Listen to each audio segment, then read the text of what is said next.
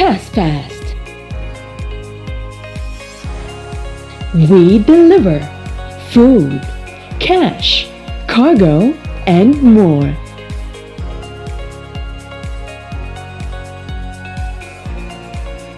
Pass Fast.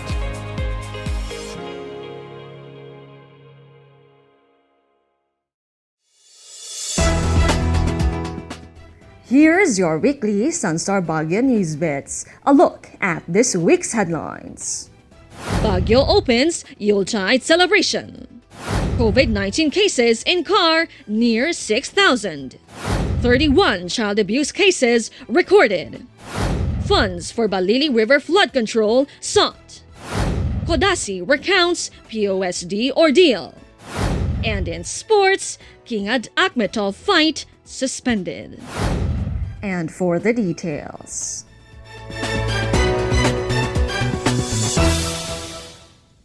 Baguio residents welcomed the opening of the Yuletide, while resumption of the Harrison Road night market was suspended a few hours after. This report from Maria Elena Catahan. The Yuletide celebration in the city officially began December 1, ushered in by the lighting of the Christmas tree atop Session Road. Mayor Benjamin Magalong addressed the apparent breach in health and safety protocol during the program, which attracted a sizable crowd, saying he is taking full responsibility. Police Colonel Alan Ray Ko, Baguio City Police Office Director, estimated the crowd to reach at least 1,500 in Session Road during the lighting of the Christmas tree. Ko said the night market scene was similar, admitting there was a surge. After the opening of the night market, Magalong ordered its closure and tasked the city treasurer and market superintendent to immediately organize a meeting and conduct a post-night market assessment to evaluate the incident. Maria Elena Catahan, SunStar Baguio.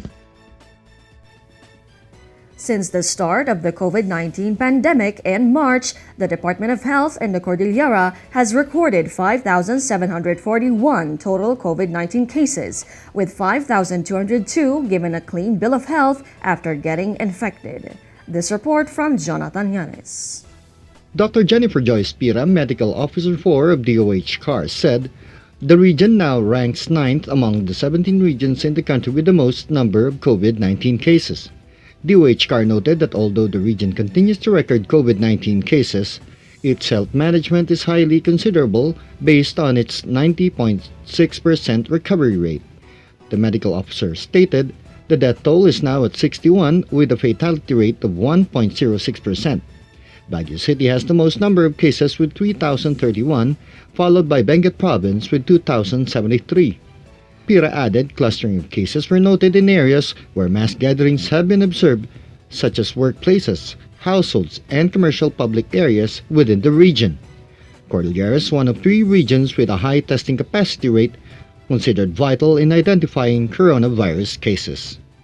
Jonathan Llanes, SunStar Baguio.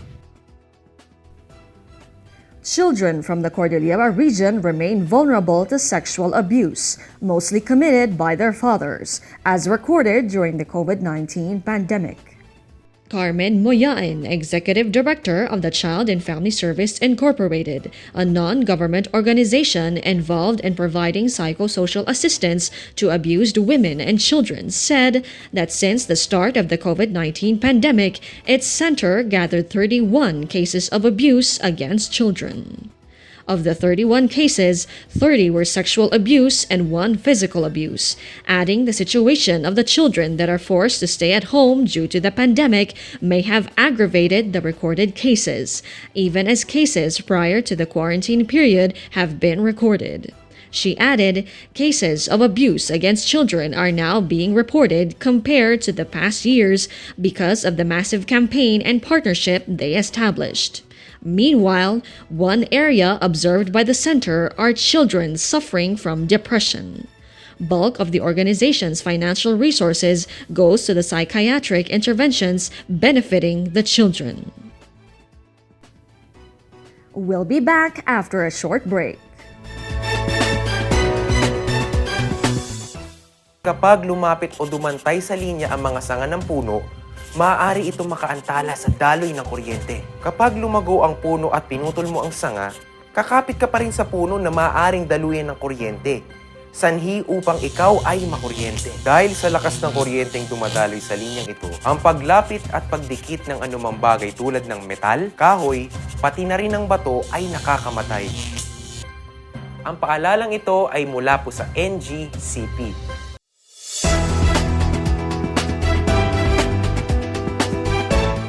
Officials of La Trinidad in Benguet requested a SOLON to fund the construction and improvement of the flood control of the Balili River from Kilometer 3 to Kilometer 6 to protect life, property, and crops of farmers from further damage. This report from Loren Alimundo. On Tuesday, during the regular council session, approved was the proposed resolution of Councilors Arthur Shontogan, John Botiway, Teddy Walang, and Renato Tereng, asking Benguet caretaker Eric Goyap to allocate 100 million for the realization of the project. Councilors said that during rainy season, the river becomes flood hazard zone wherein major water tributary overflows, affecting farmers nearby, and about 1,000 families evacuate due to the possible occurrence of flash flood and soil erosion. Considering the town has a limited fund, the officials sought the help of YAP. Previously, the council also requested President Rodrigo Duterte for a 100 million allocation for Balili River Flood Control Project. And this year, officials also asked for the aid of Senator Christopher Go for the allocation of 50 million for flood control systems and road pavements for the town. The Balili River, considered a major body of water that runs within Baguio City and flows to Benguet towns of La Trinidad and Sablan before going to the province of La Union. Lauren Alimondo, SunStar Baguio. Madino Codasi recounts his ordeal with the Public Order and Safety Division or POSD with his affidavit submitted to the City Prosecutor's Office and the Commission on Human Rights. This report from Joven Peralta.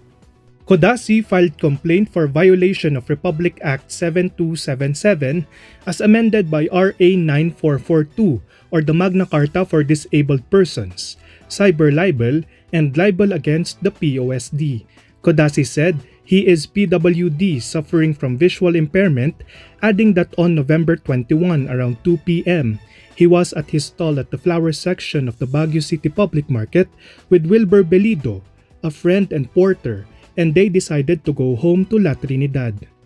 Codasi and Belido crossed the street and waited for taxi when POSD personnel started shouting at both, saying they were hard-headed and said they were warned that the street was not for crossing.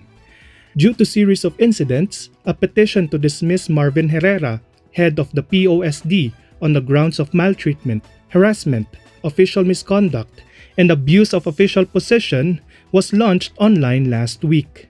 Herrera, in an interview, stood by the actions of the POSD personnel, saying no maltreatment or abuse was done.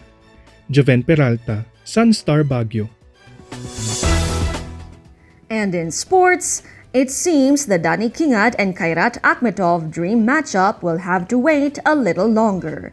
This came after one championship announced the bout has been postponed after a Team Lakay cornerman tested positive for COVID-19.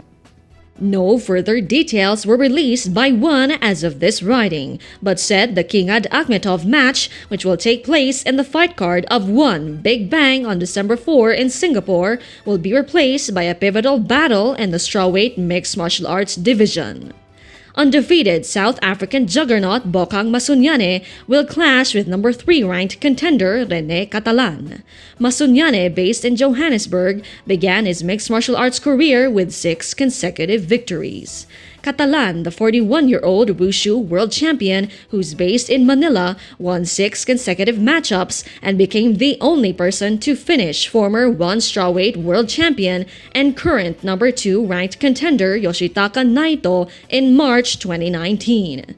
But he ultimately fell to the division's reigning king Joshua Paso. Catalan, however, remains energized and focused on another run to the top. Meanwhile, Masunyane has his own dreams of becoming a one world champion. The 26-year-old South African is undefeated in mixed martial arts and was brilliant in his promotional debut that showcased his world-class wrestling, explosiveness, and high-octane motor.